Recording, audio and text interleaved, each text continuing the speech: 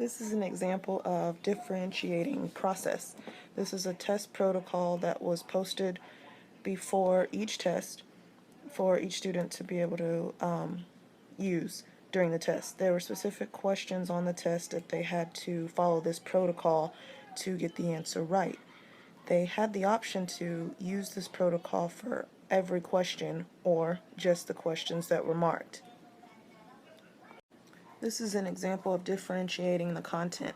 The students were given a notebook and they were to copy this exact chart in their notebook using the words given. The topic that they were going to be studying was Africa, and so there were words that they needed to be able to understand. They were given a passage where they read the passage, and the words that are in the chart were in the passage, and so from their reading they were able to find the definition.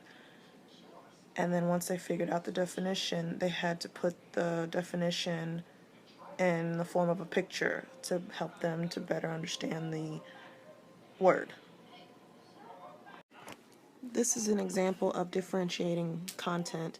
The teacher gave the students a chart over the War of 1812. The students were learning about the War of 1812 and the major events that led to this war.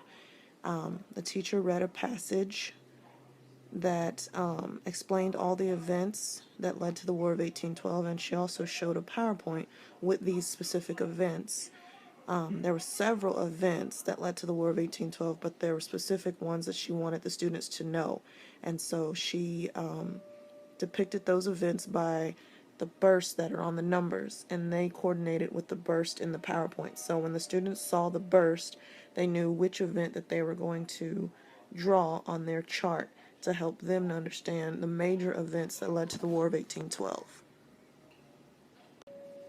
This is a continuation of the War of 1812 chart. I would use this in my classroom because drawing is a good strategy to help students learn new knowledge.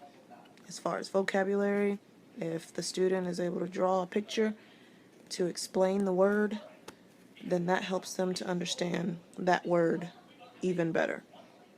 And also drawing out major events in history.